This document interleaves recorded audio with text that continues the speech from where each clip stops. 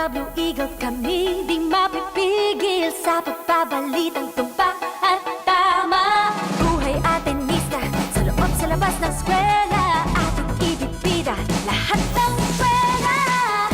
Radyo, Katipunan. Radyo,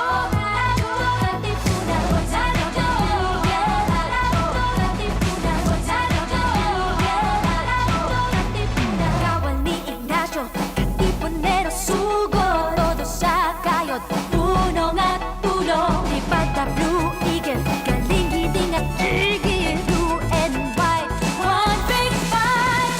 Radyo, Katipunan. Radyo,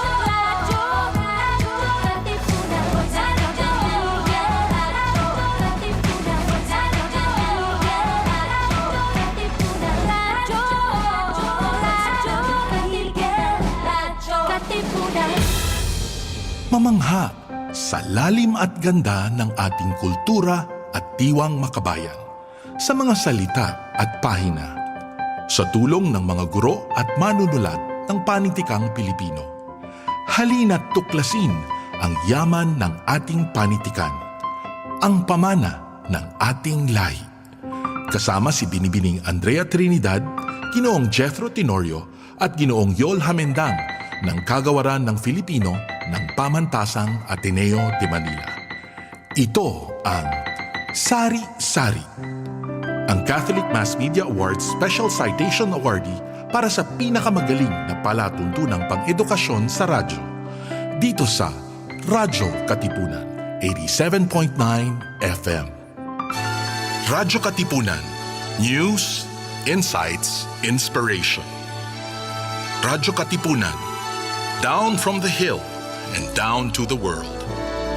Radyo Katipunan, the voice of the Blue Eagle.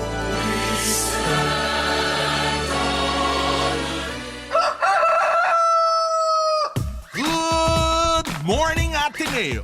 Start your day right with your morning wake-up call. Good morning, Ateneo. Energize your day with a lively, funny, and lovely tandem of Mir de los Santos and Ariel Dicción. Catch the latest news and stories around the campus. Good morning, Ateneo! Your daily dose of Radio Chikahan, tawanan, kantahan, and kwentuhan. Every morning, only here on the voice of the Blue Eagle, Radyo Katipunan, 87.9 FM. Good morning, Ateneo! Mornings have never been this good. Join Cardinal Luis Antonio Tagle as he delivers to us the preachings of the Sunday's Gospel that's awe-inspiring, yet easy to understand and appreciate. Let us all listen to the Word of God here on The Word Exposed on Air, only on Radyo Katipunan, 87.9 FM. Radyo Katipunan, 87.9 FM. Keep the Word of God strong in our lives. Keep the spirit of hope and the grace of healing alive every day. Keep the faith. Join us every morning for the celebration of the Holy Eucharist with the Jesuits from the Philippine province. Keep the faith. Daily Mass for hope and healing streams from Monday to Sunday at 8 o'clock in the morning on Radyo Katipunan's Facebook page, YouTube channel, Twitter feed, and other social media partners. Ladies and gentlemen, may I have your attention? If it's entertainment you crave, catch us on New Wave. Surfing through the latest on our shores. New Wave. Every Wednesday from 5 to 6 p.m. New Wave. See you there. We are now on YouTube.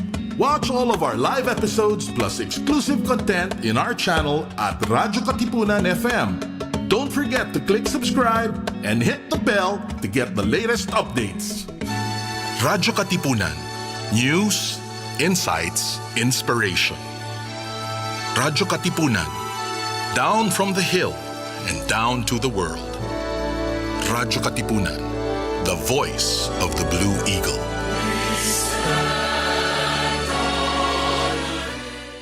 Radyo, Radyo, Radyo, Radyo, Radyo, Radyo, Radyo, Katipunan.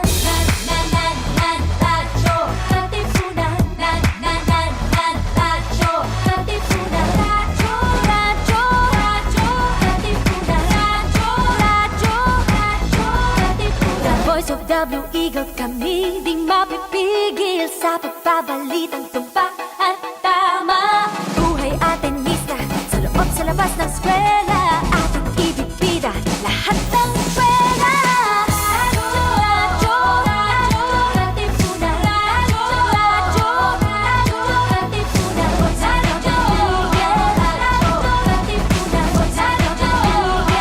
Radyo, Katipunan. Kawal ni Ignacio, Katipunero sugo. Todo sa kayod, tunong at tulong. Lipad na Blue Eagle, galing hiting at tigil. Blue and white, one big fight. Radyo, Katipunan. Radyo, Katipunan.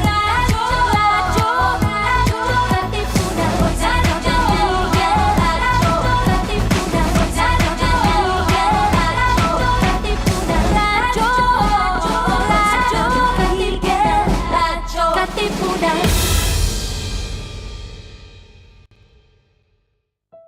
Meron? Ano nga ba ang meron?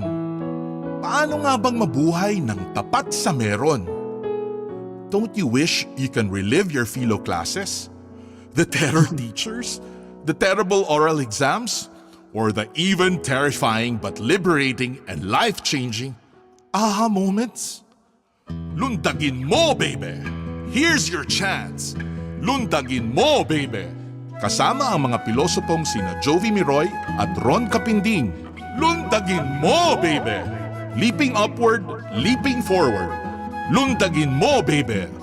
Leaping to greater heights, to greater wisdom, to greater magis. Lundag na, Ateneo!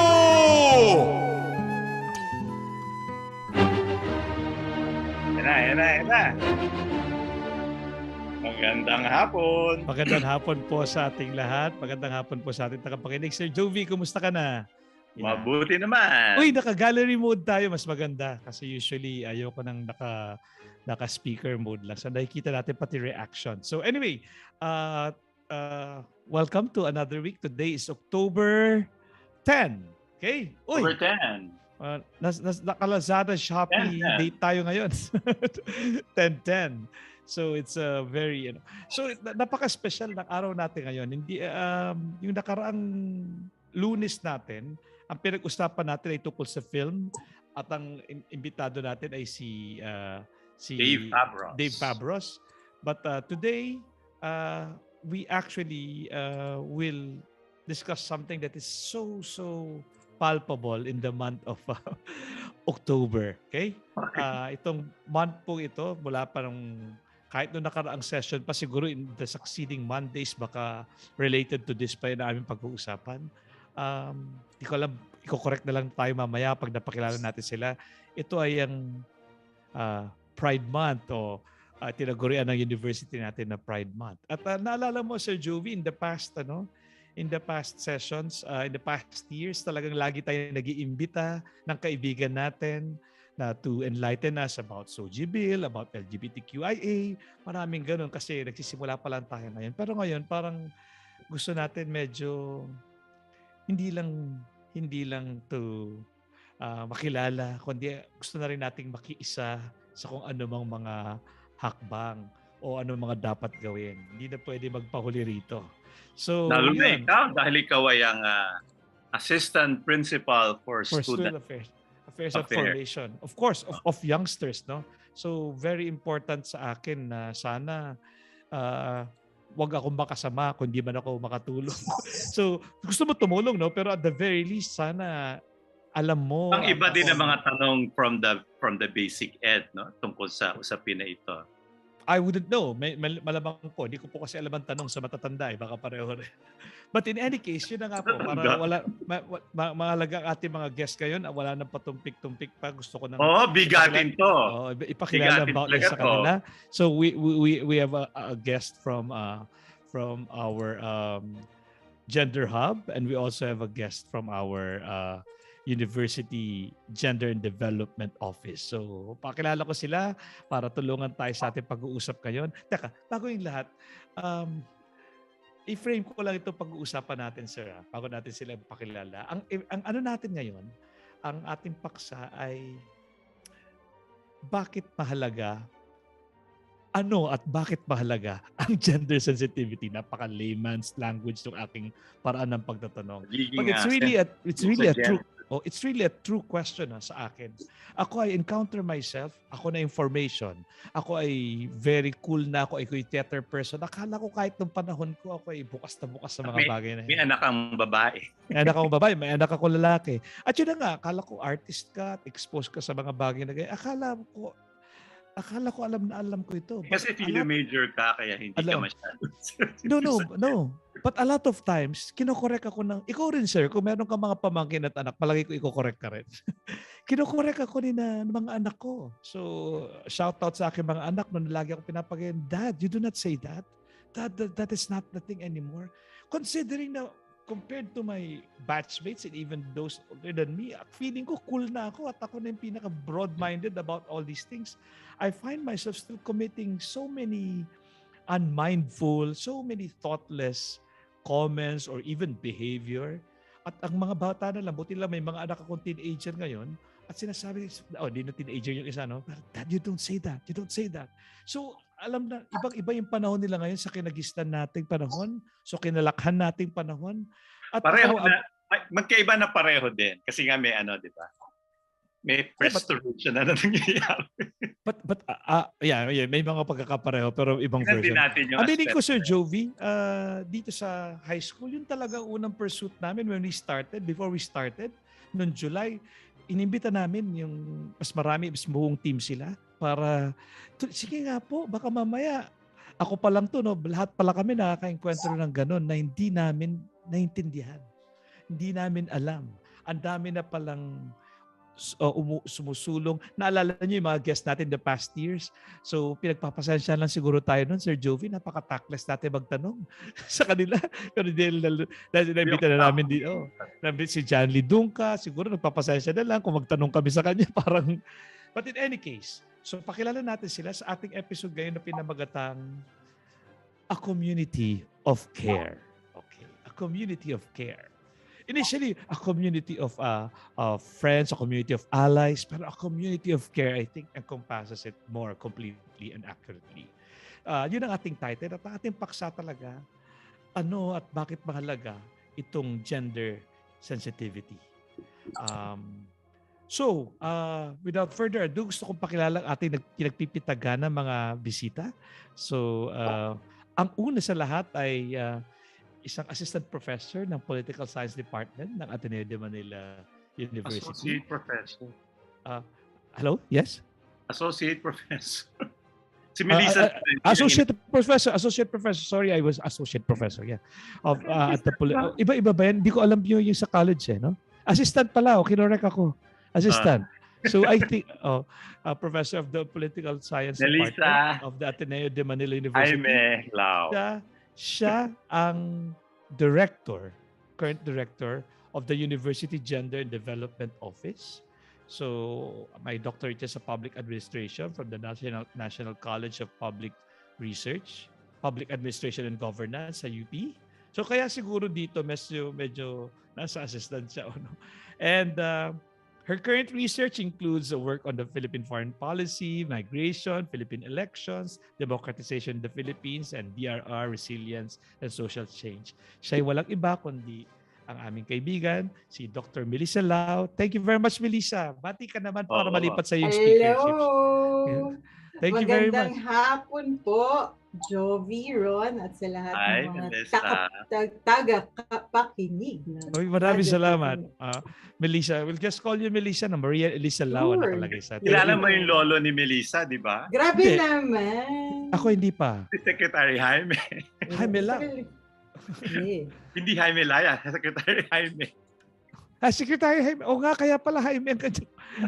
Yung J niya, Maria Elisa J. Lau. Dati merong si Melissa, yung family ni Melissa, famous yan kasi meron direct access from your side of the world. Grabe si Jovi. Iba paksa natin today. Siyempre, kailangan isama natin yung mga Ateneo chismis. Alam mo ba yun, Sir Ron? Hindi. May access. Tanungin mo na lang siya. Anyway, the other one is... So, ang isa naman ay kung sa University Gender and Development Office, ito naman ay galing sa ating University Gender Hub. Walang ganyan nung panahon ko. Pero tuwang-tuwa ako na meron na ngayon. Kailangan to nung panahon ko eh. So, ang ating bisita ay dati kong estudyante. He was my former student, one of my top students. Wow! And when I say that, that's I have a very credible source because 2 taon ko yan kasama ko pa sa org, di ba? So, he holds an MA degree in social psychology mula sa Ateneo de Manila University.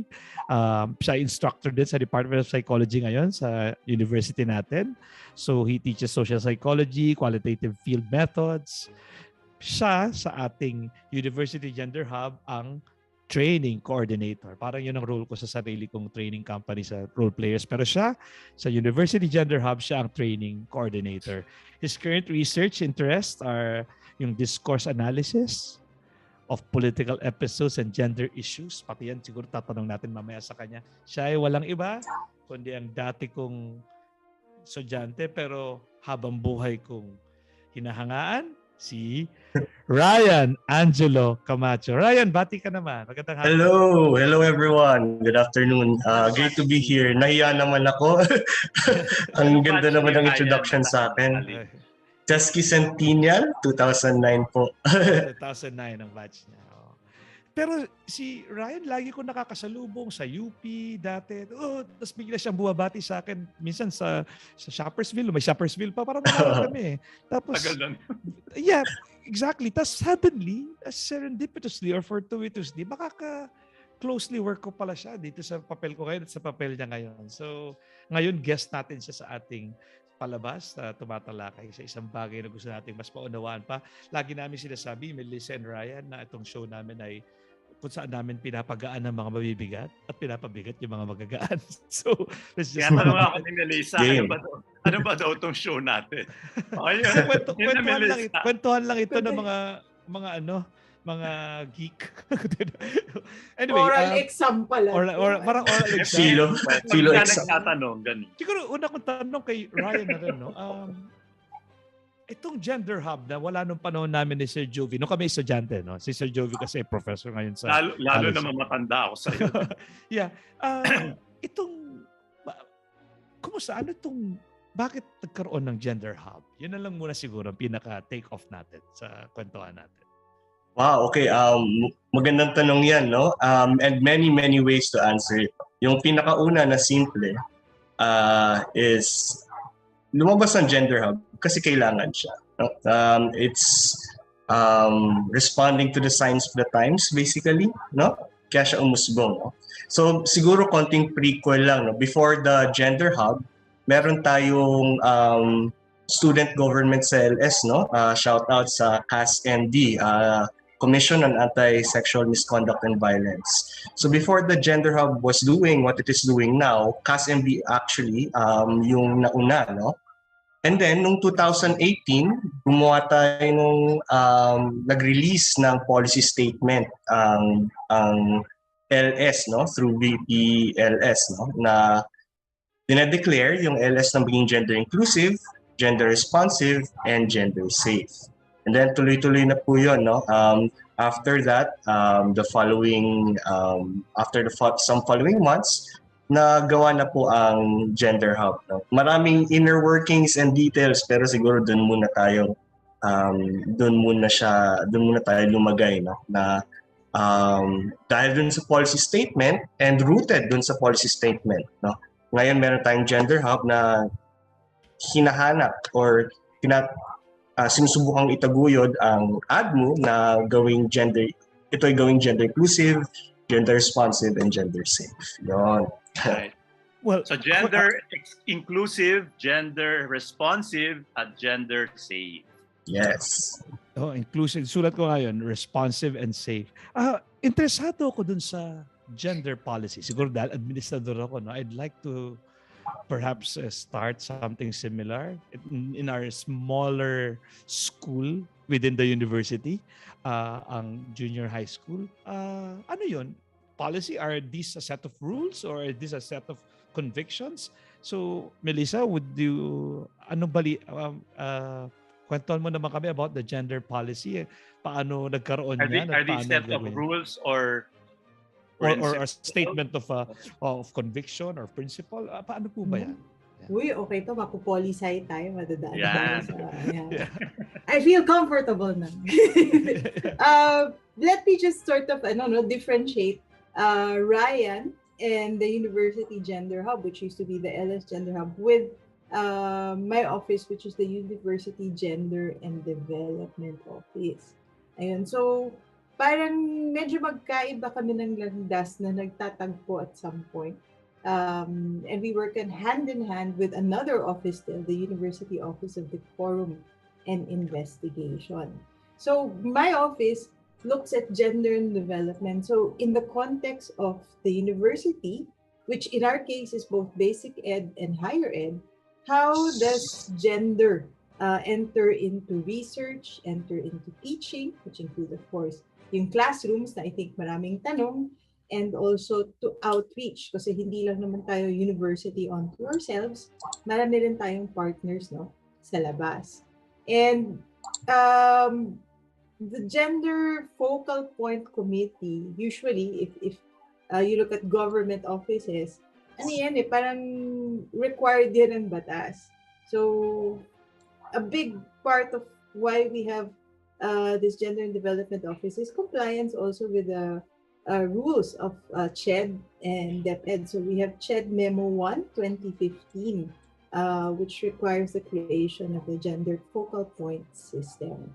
Pero nung time ni Father Jet, sabi niya, kasi dati, LS lang, sabi niya, hindi, challenge, gawin natin buong university. So nagkaroon ngayon ng Gender Focal Point System, hindi lang sa higher ed, but also sa basic ed as well. So I guess it also covers employees, no?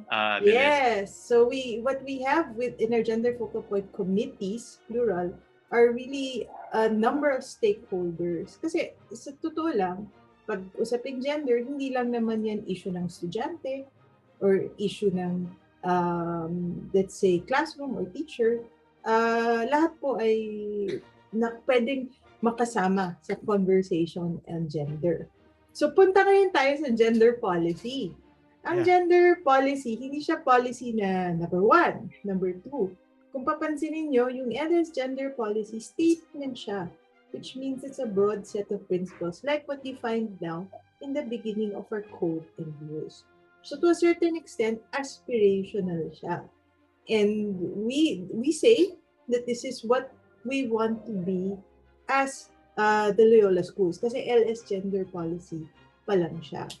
And it's really up to the different units at this point to sort of define also what way or what path do they want to take with regards to gender policies in their curriculum, which means learning and teaching, in their research, and dealing with other people. So while we are a university and we have broad principles,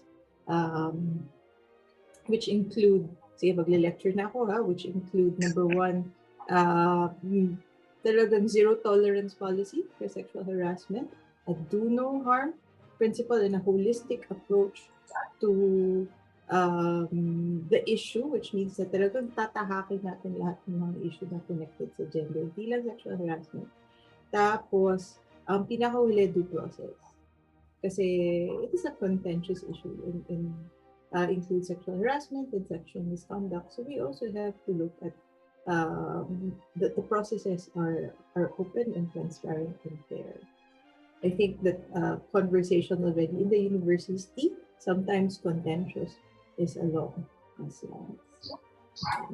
Mahabang intro. Hello. So bakit sabi mo, Ryan, kanina na usually we always adhere or check the gender policy? So siguro ang pinakatanong ko napakalabo ng tanong ko yun. No? So ano yung ano tong gender hub ngayon na natatangi mula sa University Gender and Development Office?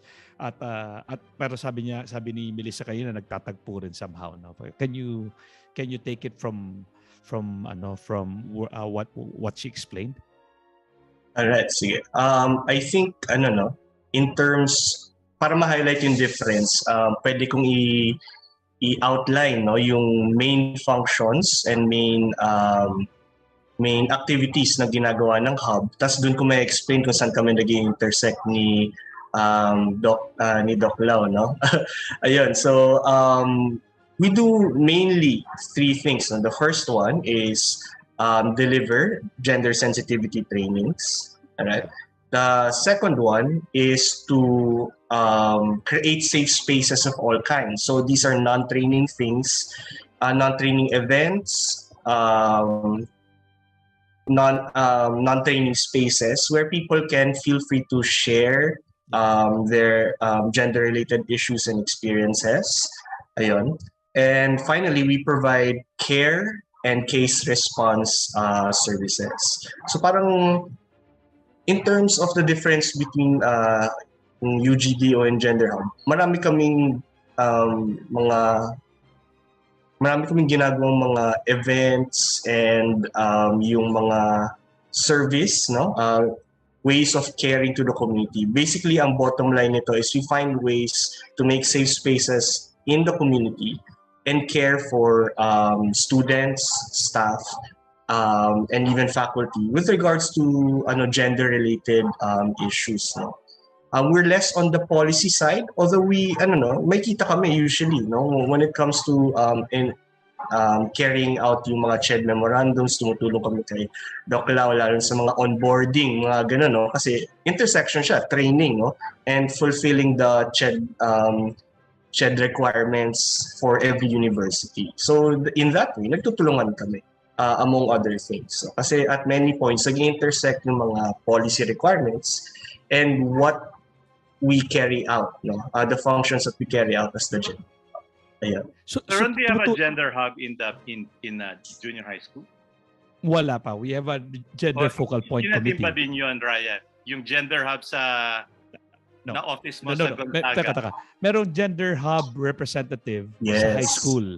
So shout out kay Joseph Violago na dati ko ring estudyante. Yes. So swerte ako na marami akong kilala sa gender hub na naka-assign dito. He is particularly attending to halimbawa ngayon na pinag-uusapan ng mga estudyante namin at naghahanap sila na makakausap doon para mas may paliwanag in a safe and a listening, caring manner.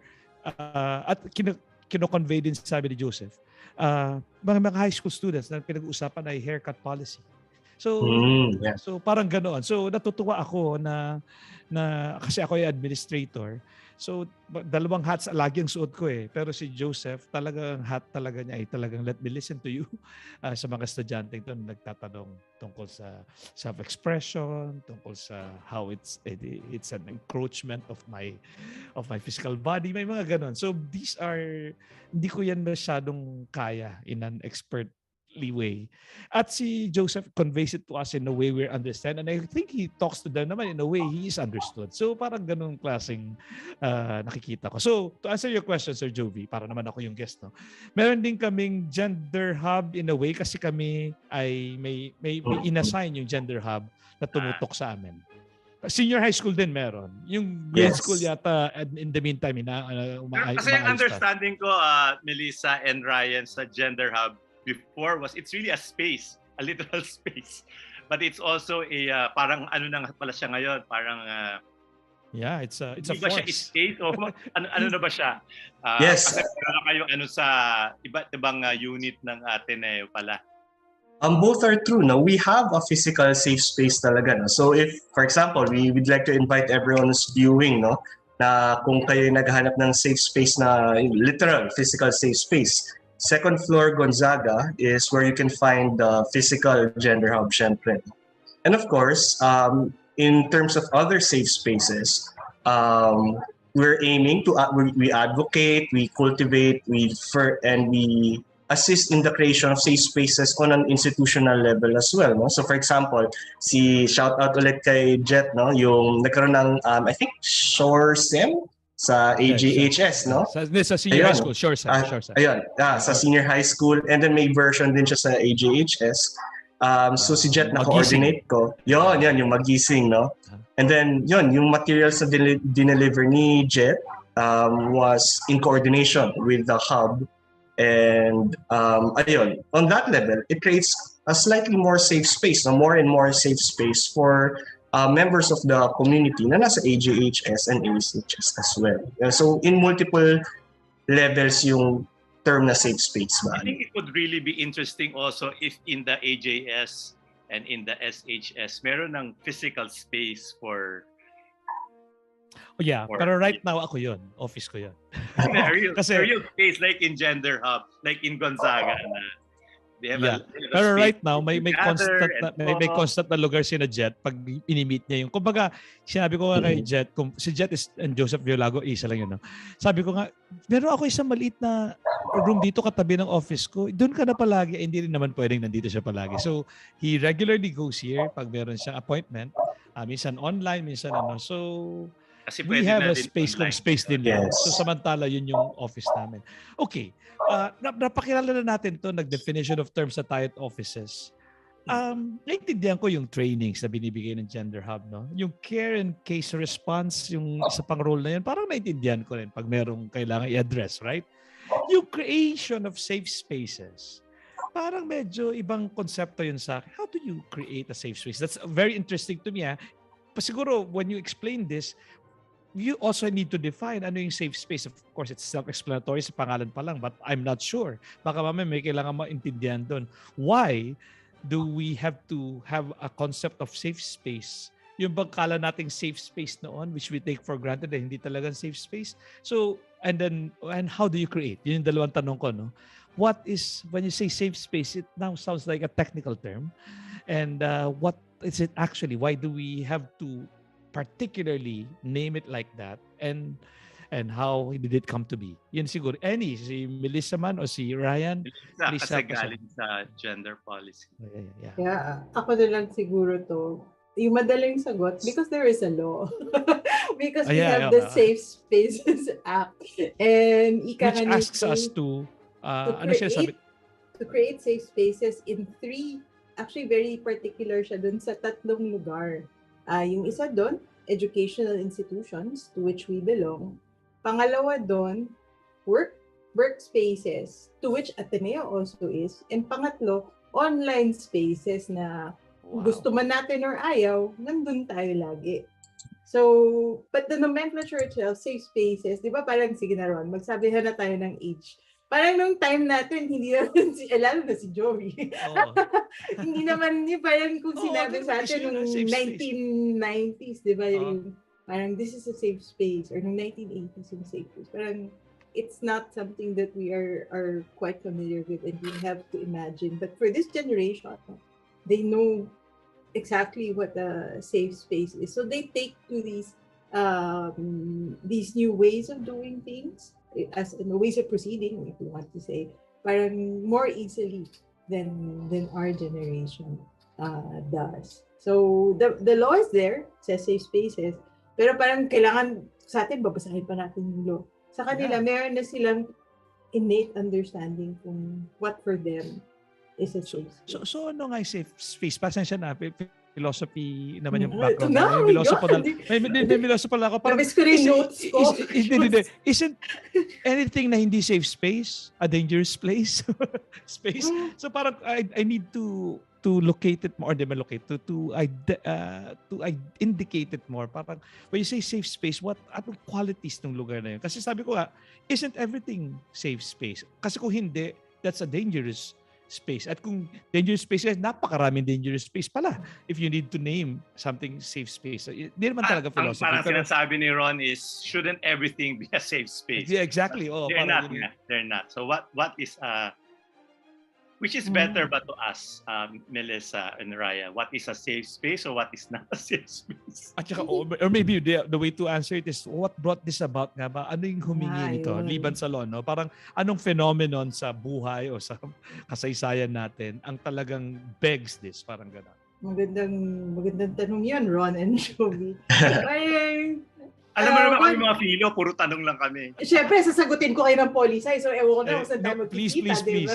Okay naman yan. Okay, if you look at the anti-sexual harassment, which came before the Safe Spaces Act, this will help, I think, understand the context. No? Anti-sexual harassment, when you say sexual harassment, it would have to be between a superior and someone who is under the supervision of. Diba? So, merong power distance bago siya matawag na sexual harassment. But with the Safe Spaces Act, now it looks at even peer-to-peer cases. So, which I think we are also concerned about here. No? Parang we sort of take that into consideration as well. So, for me, that gives you a clue as to what a safe space is. Kasi you don't require a power relationship, diba? You need for this space, no, yourself included doon, whether you are online or in school or at work, you need to feel safe. No, you need to feel na you are not being sort of pushed. Judged. It could be judged, it could be pushed. Hindi, you don't feel na, hindi ka pwedeng, for lack of a better term, no, parang there's more space, so hindi mo na feel na hindi ka pwedeng gumalaw. And remember, this is always from the perspective of those who will use the sexual harassment sort of definition. It's from the perspective of the person who feels harassed. Kasi pwedeng sabihin ni person who's harassed, hindi naman yun yung aking pakay, because that was not my intention. But it's really from the perspective of the survivor that we look at. Baka Ryan can jump in. So, so how do you create that? Parang how do you yun ang magandang tanong. Ryan, pasok. Ryan ba nasa generation na yun? Is this just a nasa matter generation Yeah, I'd say yes, no. So I'll answer it in two areas. No? The first one is parang I think may overtone or may tanong na kung bakit ba kailangan mag-declare ng safe space, no. If you only have a blanket definition of what a safe space is for everyone, ang nangyayari diyan, yung mga at the margins, no, the minorities and those whose stories, no, are usually left out of blanket definitions. Sila ang medyo nalulugi, sabihin natin ganun, no? And in return, they suffer worse inequalities. So what's the evidence for that, no? Well, there's basic statistics, no? Magbabato ako, syempre social psych, no?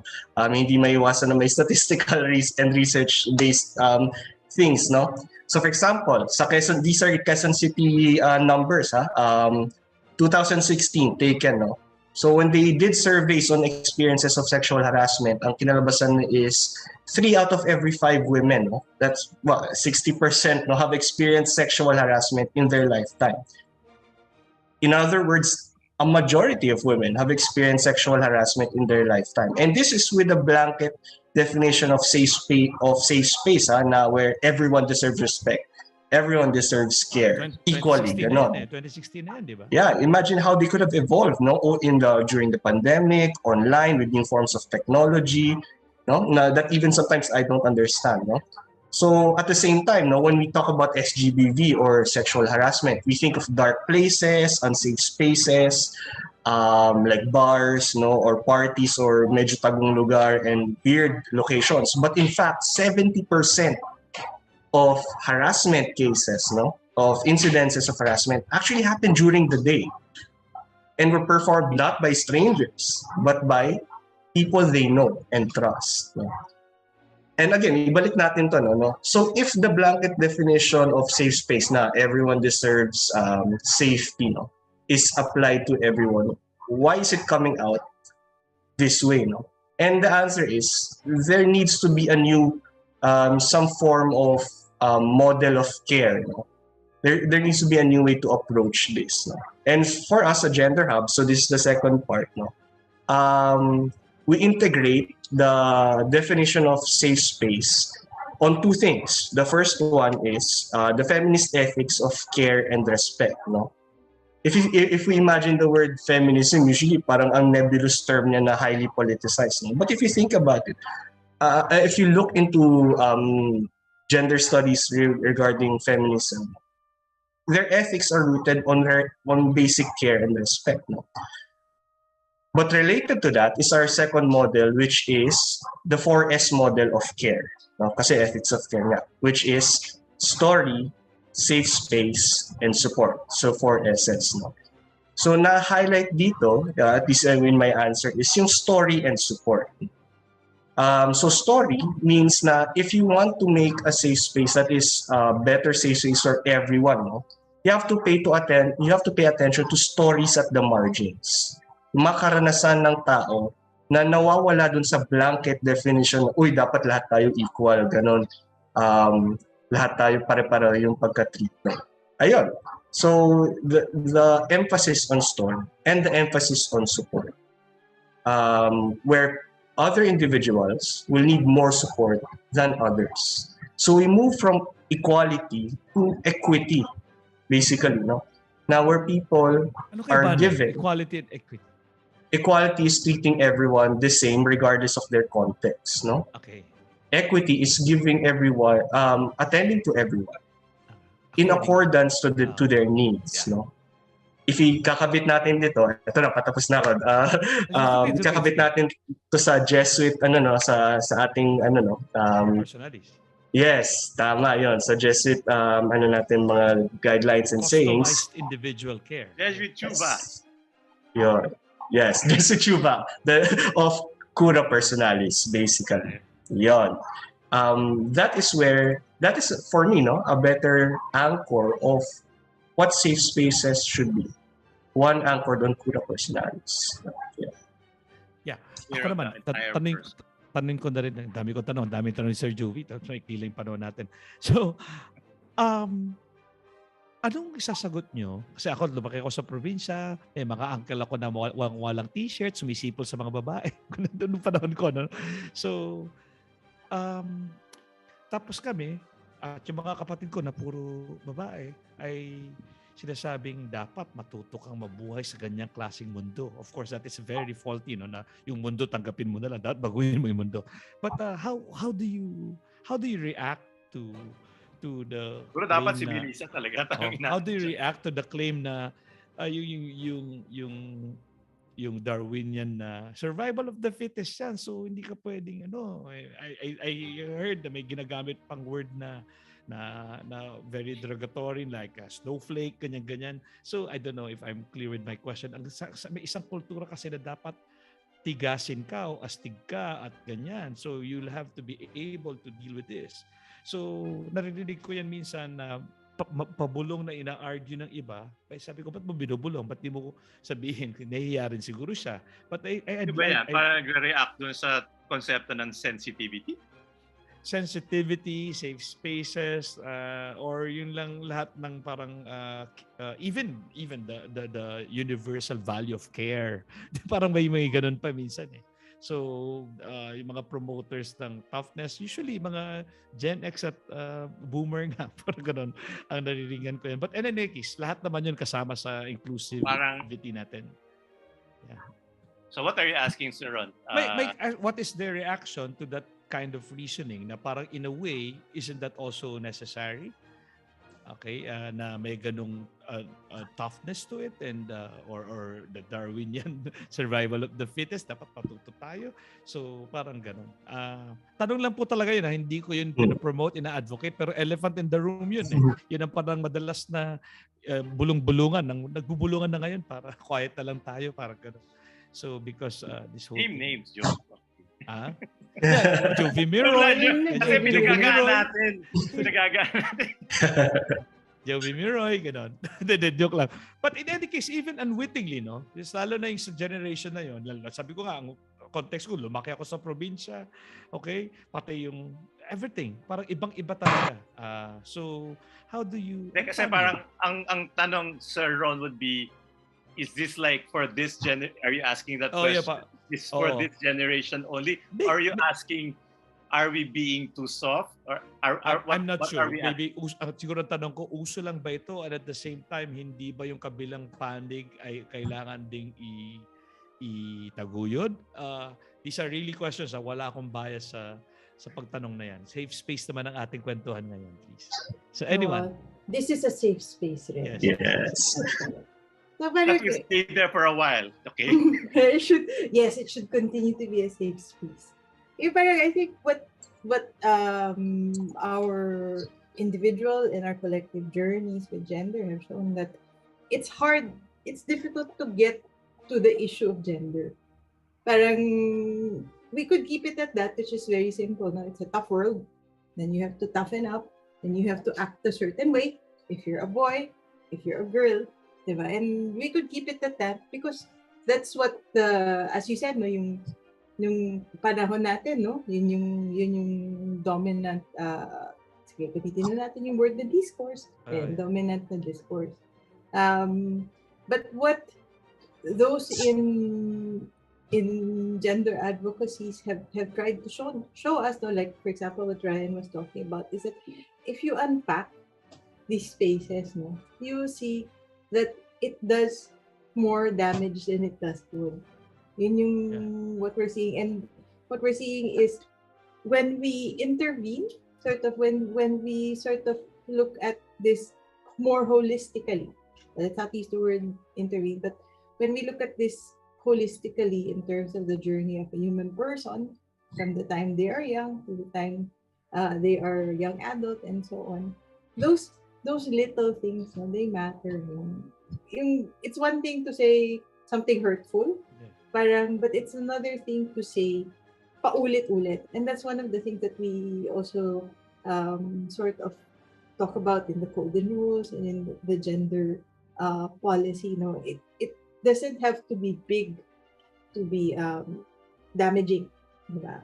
If it is pervasive, kung paulit-ulit, if it's something that makes you little by little, no, feel unsafe, feel not yourself, limit your choices, limit your growth, then it's something that has to be talked about. It has to be put on the table. And yung maganda sa, di parang in this journey, no, which we have taken with the new offices and dealing with students and so far, is it takes on a very in the Ateneo sense, right? It takes on a very conversational sort of mood, and nothing is ever fast. I think any good policy or any good change is slow. So we'll take that time also to understand ano ba talaga yung mga kailangan natin baguhin sa mga everyday practices natin. Kaya tayo nako-call out, Ron. Kasi hindi natin, mga anak ko. Parang naging everyday practices na siya. And parang that's what my children also are very, really, mom? And so I'm like, okay. Like, exactly. Ganyan na ganyan. Really, man? Okay. So parang, ano pa pinapagalitan ako? What I like about it is this conversation is a little flip. So we're learning from a younger generation rather than us saying, this is what it should be. They're showing us a little bit of what they think it should be. In fact, if I can share with you, yung nag-uusap kami dito, mga formation council members, no, na parang, di ba, tinuturo natin to para pagdating ng panahon, pagharap niya sa tunay na mundo, mas handa siya. Ay sagot naman ng isa, hindi, yun nga hinuhubog natin dito yung panahon at yung mundo, hindi lang yung bata. Di ba? Kasi bakit parang it's the same reasoning as kasalanan nung na naghahasa kasi may nanggagahasa. Hindi dapat yung maggagahasa alisin mo. Kumbaga yun ang baguhin mo, yun ang may masama. So parang nagiging ganoon na yung usapan na dapat tanggap mo na may pangit na panahon, na may pangit na mundo. O di baguhin natin yung pangit na mundo. Wag lang parang ganoon. So yeah, Ryan, you were about to say something also? Yeah, the assumption, I guess to respond lang talaga, no, to the statement na you have to toughen it out or something like that. Ikaw, Ryan, you were a tough high school, no? Medyo. Tahimik lang. Nagpo-football ka yata nun, di ba? Football player? Medyo stoic ako nun yung kailangan, walang emotion, ganun sa theater lang ako. Tingin ko nga kung hindi ako nag-theater, medyo hanggang ngayon, pato pa rin yung mukha ko or something like that. I'm never really gonna learn to express myself, no?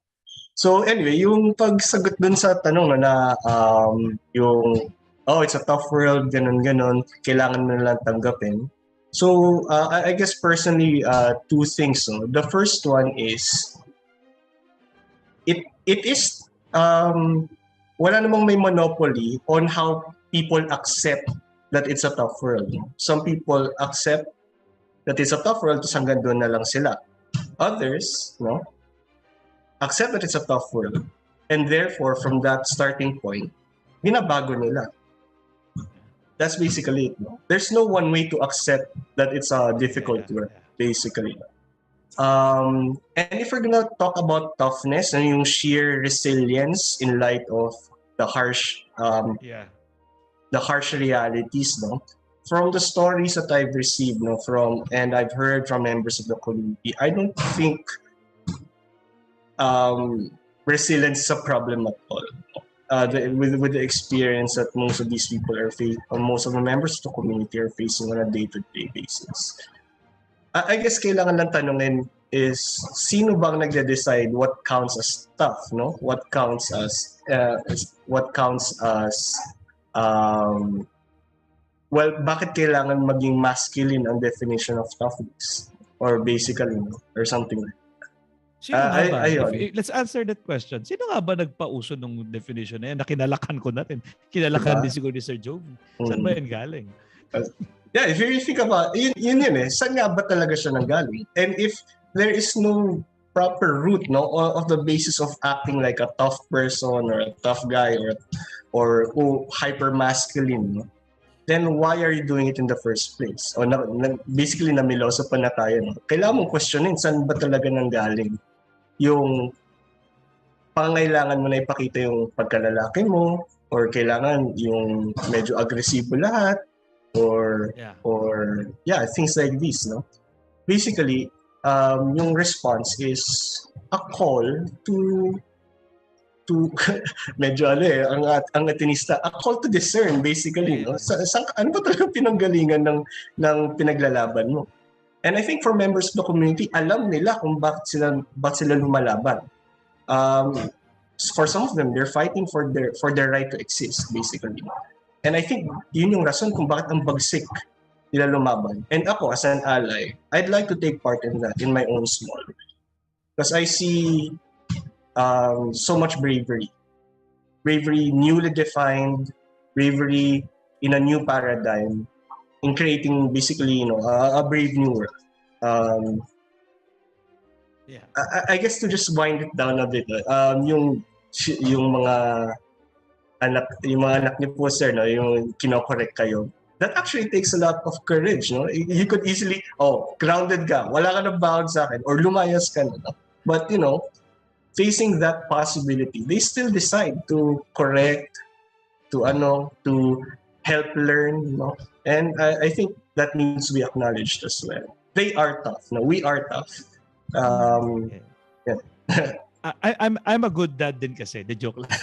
but which leads me to my next question. Sinabi nyo kanina na education, work environment, online. What about home and family? So, ang hirap naman mag-promote doon. So, talaga umaasa na lang tayo doon sa mga anak na tulad ng mga anak natin. So, at sa mga good dads pero how do you even try to create a safe space in the home? As you said, Sir Ron, yung openness mo for this is because you were cultivated in the theater. In the theater, philosophy. Meron tayong sa theater na parang, well, of course, there's also a lot of harassment and abuse but in theater, any case, no? sabi ko nga, pero very unique combination yun. Mas marami ako nung mas mainstream ang pinagdaanan. Pag sinabi ko mainstream, iba.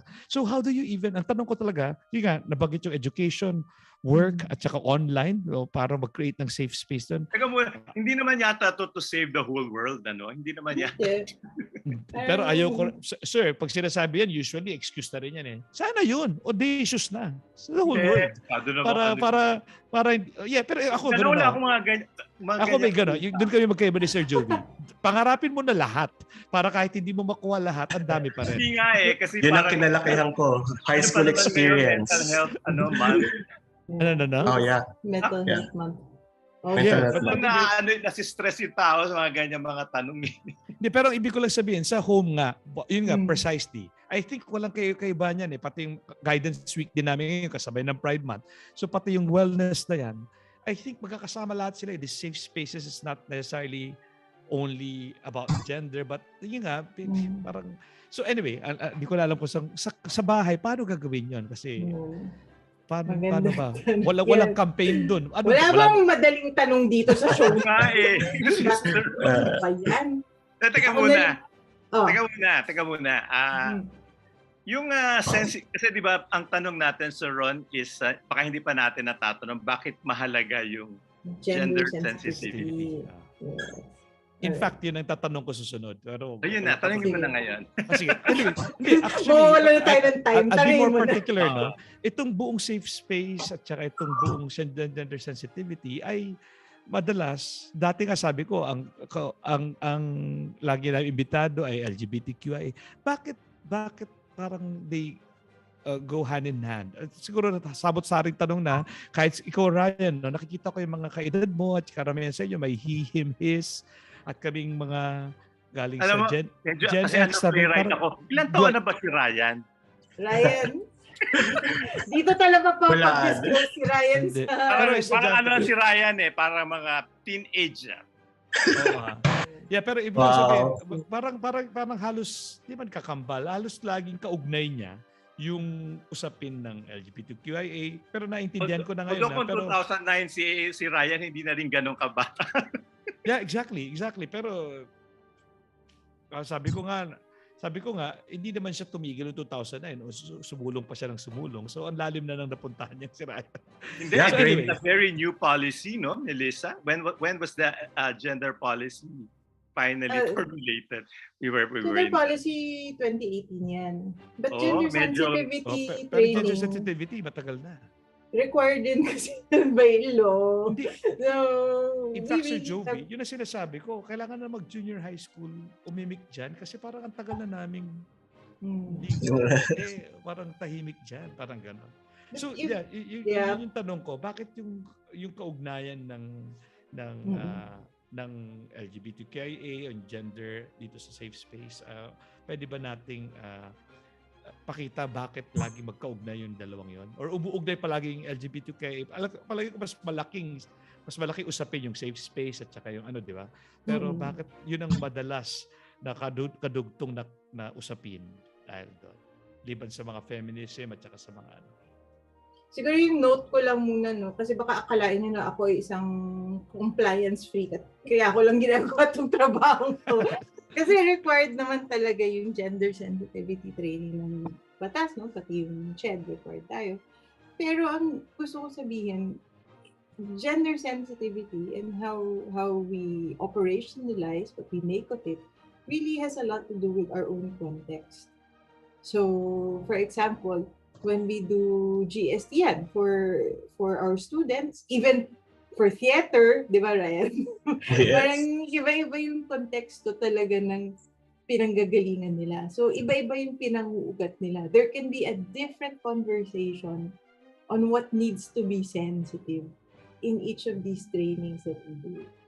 So, I cannot say one size fits all. It's important because this is the main issue of the day, di ba? We always have to go back and listen to why is it important to a particular stakeholder in the university. Like you mentioned, parents. Parents are part of the conversation because their children are, especially in basic ed, their children are young. So they are a central part of that conversation. And we have to bring them into these conversations as well through, let's say, for example, push or through the different activities, no, that we find that are already existing in the unit. So hindi siya, kumbaga gusto ko sabihin, very organic yung sensitivity. Ayun, hindi siya yung kailangan kasi pag-aralan natin yung feminismo or yung LGBTQIA. So if you do this for, let's say, the sports teams which we have, iba yung tanong sa sports. Iba rin yung tanong ng mga formators. Kaya may kabagalan po ang trabaho namin ni Ryan kasi nga sinisikap namin alamin kung ano talaga yung kailangan maging mga pangunahing paksa sa iba-ibang mga sektor ng university. Yes. Each and every individual context talaga. Iniisa-isa yan. Yeah. Talaga makita nyo, yung concerns nila talaga sobrang iba. So we cannot say na this is our method or this is what we want to prioritize with gender sensitivity training.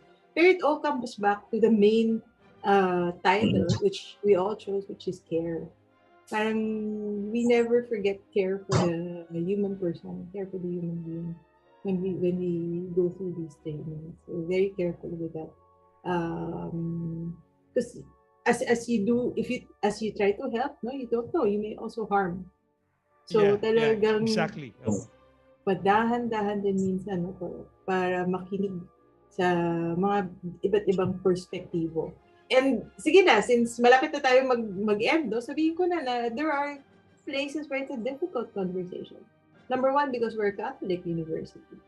Number two, because our membership is so diverse. I mean, we have to talk on one end about kinder, kasi may kinder na tayo ngayon. And on the other end, we have professionals, di ba? Yeah. So, what will Kasama ba dyan yung mga Jesuits, Melissa? Oo naman! Walang hindi kasama. Walang hindi kasama kasama. But you know what? One of the, syempre, minarites na yung mga, Jesuits. But some of the best conversations, the kindest and the most open conversations I've had since I took on this job is really with the Jesuits. They've never, let's say, stood in the way of our work. Yeah, they've always said, okay, how do and you represent the Ateneo in the the global Jesuit conversation on gender. Not just Ateneo. So parang may membership. Not just the Ateneo, the whole Jesuit. The JCAP. JCAP. So it's the Conference of the Asia Pacific. So we have right now a commission of women and Jesuits. So pinatawag kami ng Father General para pag-usapan din yung role and responsibility ng women, kababaihan sa Society of Jesus. So ongoing po yun. And doon ko talaga parang boom! Kasi ang alam ko lang, Ateneo. So ang liit pala ng mundo na yun. Dun sa commission na to, the Jesuits are a global organization. So counterparts in, let's say, Africa, in Latin America, in South Asia, in the US and Canada, talagang it's really somewhat of a eye-opener for me na, okay, so we have to think about it this way.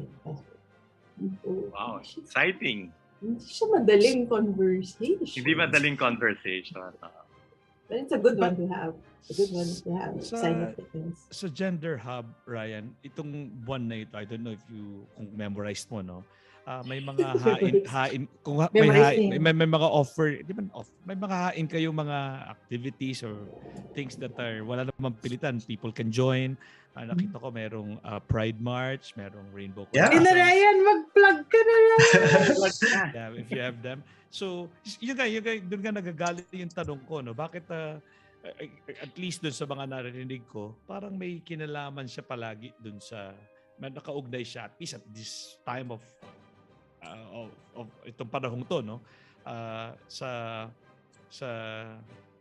care for those who are LGBTQIA members or identify LGBTQIA, parang dun yung parang malaking pag-aalay, pagiging alay na at care na hinihingi. Or am I reading it incorrectly? Sige, no, what you're perceiving, sir, it boils down to, okay, so the question is, bakit laging nagpapares ito, no? Yung that kind of call, that kind, and the members of the community. And I guess if we were to really just put a bottom line on it, this, as with many things, no? This is an expression of need. If there is no need, hindi siya yung talagang maririnig mo. All forms of resistance and protest respond, well, I'd say most, no? Most forms of protest and resistance, to a certain extent, no, a very significant extent, I'd like to surmise, come from a need that is not being met. And in this case, just to, I guess, wrap things up, for the members of the community, it is a need for safe space. And the principle that best suits achieving that is gender sensitivity. So they need a safe space. And that is met by gender sensitivity, by achieving or the process of gender sensitivity. Yeah. Ibig sabihin, yun na, paano ba yan? The most and the least that you can do. Maging sensitive ka man lang dun sa gender ng ibang tao. Yun ba yun na? Yeah. Right? Basically, being recognizing that at the end of the day, there are many ways of being a man. There are many ways of being a woman. And further from the binary, there are many ways of being any gender. At least recognizing that, that's already like 80%, no? Well, wag naman natin bigyan ng percentage, no? Most of the work done, no? Most of the work done. And it's a good start, basically. Yes. At pati itong naka-parenthesis dito sa label ng pangalan mo, he, him, his, is actually a recognition of that, wag mong, kumbaga, I will help you label me, no? Para kaysa, ano ba yan? Kaysa ikaw yung mag label sa. Sige, ikaw na nga, Ryan. Baka kung ano pa masabi ko in my effort to do it nicely, baka lalong pumangat. Sige. Teka muna, Sir Ron. Are you asking for a tutorial from Ryan? No, actually, it's Sir Jovi who's asking. Ayaw lang. Dinaan lang niya sa akin. Pero yun na nga, I think this is, I always see this with itong hihim. Gusto ko na nga rin gawin, pero baka mamaya may magalit, baka mali ko gawin. Magalitan ka na anak mo ulit. But I think, baka mamaya kala minamak ko pag di ko ginawa ng tama. Yun din naman ang takot ko, no? Siguro, talaga, authenticity yung first, Hindi, I think, parang, yung sinasabi ni Ryan, napakaraming, wag mo i-assume na isa lang klase ng pagkatao o ng kasarian ng mga tao, no? So kaya sila naghihim-his parang para lang masabi na ito ako nang aamin sa iyo, pero iba-iba kasi ang aaminin diyan at wag mong, I don't know, how do I explain it pa, Ryan? Well, there are many ways, no, to show that you are interested in creating a safe space for others, or that you are an ally. The use of pronouns is just one of them. No? I guess yung mabilisan lang, no. It's basically you asking yourself, okay, what pronouns are you comfortable being referred to as? No? Example, Sir Jovi, straightforward. No. When you hear in a conversation people refer to you, ano yung comfortable sa'yo? Is it he? Is it she? Is it they? Diba? Para he, she, or they, no? Walang it kasi tao tayo lahat. So basically, some would even, despite how they express, despite their orientations, no, how they are attracted, they basically identify as either he, she, or they. Ganun pa rin. Yun lang yan, bottom line. And then the addition of he, she, and they sa name nila is basically a starting point. A starting point na this is how you can make me feel safe. They're already showing you the signs. Okay, this is how you can make me feel safe by using these pronouns. No, ayun. Less common but still definitely valid and present is the use of they, for example. No? Some people don't identify as just woman or man. No? Non-binary, basically. So kami, they. Yeah. Some have any pronouns. So yun lang. The bottom line is they're just expressing how they can be, how you can engage in a safe space with them. Basically. Yeah. So sa pati yun, lahat included, no? Hindi pwedeng, kaya pag ginagawa ko rin yan, no? Ginagawa mo yan, Ryan, parang tumutulong ka na magkaroon ng ganoong pagkilala na ang bawat isa ay pwedeng iba-iba. Regardless of kailangan may wag mo i-assume, no, na ang isang tao ay ganito. So yun lang ang panahon natin. No? In fact, lampas na nga tayo. But sa tanong na bakit mahalaga ang gender sensitivity, meron pa bang gusto nyong ihabol para mas timot yung pwedeng isagot sa tanong na yun? Bakit mahalaga ang gender sensitivity from both of you? sa panahon to. Of course, sa mga susunod namin, pipili rin kami ng mga bisita rito na ito rin siguro ang Parang kailangan ng show ng Radyo Katipunan on gender. Yes. Gender Ito buong buwan ito. May tatlo pa tayong lunes. Baka na, Dalawa pa. Araya. Oh, Wow. Pero yun, Pero yun nga, ibig ko lang sabihin, at pwedeng sila uli, no? Walang problema sa akin. No? Please, no? But just for this show, no? Bago tayo magtapos, kung meron pa tayong gustong ihabol top of mind tungkol sa sa pwedeng isagot sa tanong na bakit mahalaga gender sensitivity, the floor is yours. Melissa or Ryan, sino man gusto mauna, bahala kayo. Ako na lang Yes, para yes. kasi maganda mag-close si Ryan. So challenge si Ryan mag-close. Siguro sa akin mahalaga ang gender sensitivity training because if done right, it makes you a better person. I mean, ako I've been at this job of teaching for a quarter of a century already. Oh my God. And parang I started this usually by the first day of class, you sort of, do your roll call. But in the past couple of years, I start now every class by asking, how would you like to be called in my class or in this class? And they've responded. And that is sort of, parang hindi naman sa may maliwalas yung classroom, no? Pero parang, for me, they feel, it looks like, they are more open at the get-go. So it has also changed me understanding these things, taking the time to sort of, know what it is exactly that is important to my students who are, very much part of my life, my children, and everyone else that I work with. So it really, it's for something also, a sort of movement that you can actually, as you said kanina, you can make the world a better place. Ayun, so take courage in. Sometimes people, kalakaran kasi yun yung madali. It always takes courage to change. And caring also is a form of courage, I think. I think that's where I'd like to end. Ryan? Thank you, Melissa. Ryan. All right. So, I'd like to end on an acronym, no? Yung nasabi ko na rin kanina, the 4S model of care. So, how would you care, no, for others and for members of the community, especially? The 4S model of care stands for story, safe space, and support. So, story means you listen to the stories at the margin. You'll know that there are many ways there are many stories, diverse stories, no? Even your story, which is just as significant to the people listening here, no?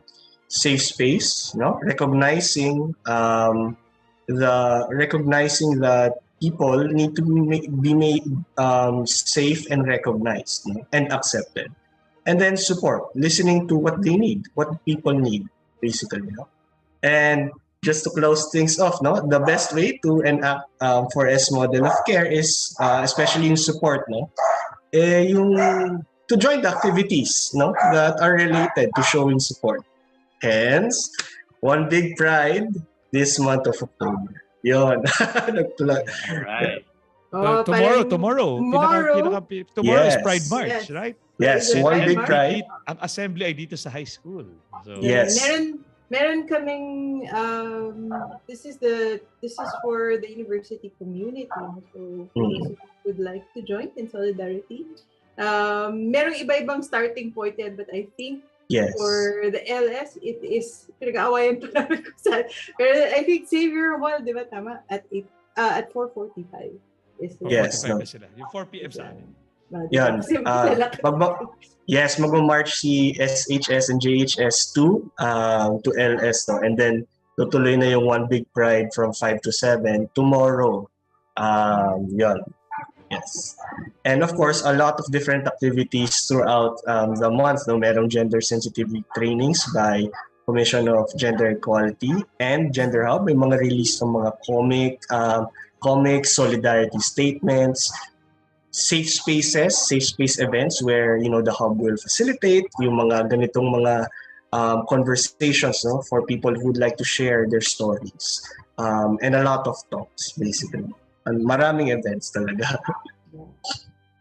All right. Thank you very much, Dr. Exciting. Melissa and Exciting. Ryan. So, salamat sa uulitin. No? Salamat. Itong usaping ito ay kailangan pag-usapan. No? kasi Kailangan pag-usapan lagi. kailangan pag-usapan lagi. At So, pati Melissa, ako, no? Ryan, Parang sarap kasi radio safe show. space. Yeah. So, anyway, yun po. Maraming salamat sa inyong pagpapaunlak, Mr. Camacho, Dr. Thank you Lau, too for having us. Ryan. Yes. So, ulitin. At totoo yan, no? Kasi parang ito ay, sino naman, kami lang ni Sir Jovi dito, nagkakwento kami sa isa't isa. Itong mga bagay dito, gusto naming mas maunawaan pa at ibahagi sa mga tagapakinig natin. Salamat for helping us tonight or this afternoon. Okay, yun lang po sa mga tagapakinig. Sana po natuwa kayo. Asahan nyo po itong mga susunod na Lunes. Ito mga susunod ay may kinalaman pa rin dito, kaugnayan pa rin kasi gusto talaga naming pagyamanin itong usaping to. At Ito mas madali, Jovi. Yan. Yan, kaya mo yan. Sige, yun lang po. Maraming salamat. Lundagin mo, Beybeh. Lundagin natin itong mga Lundagin natin. magandang bagay. Pagtangkain natin. Yun lang po. Hanggang sa susunod na Lunes. Thank you very much. Thank you very much.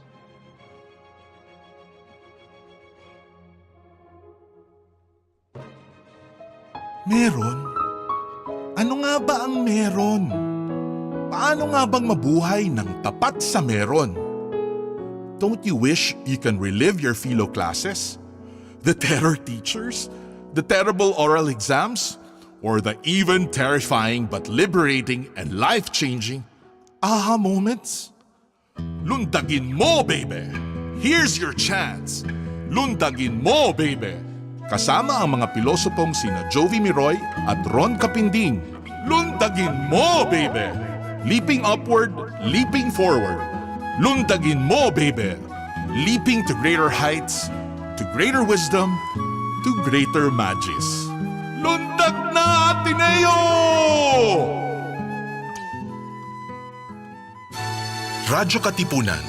News, insights, inspiration. Radyo Katipunan.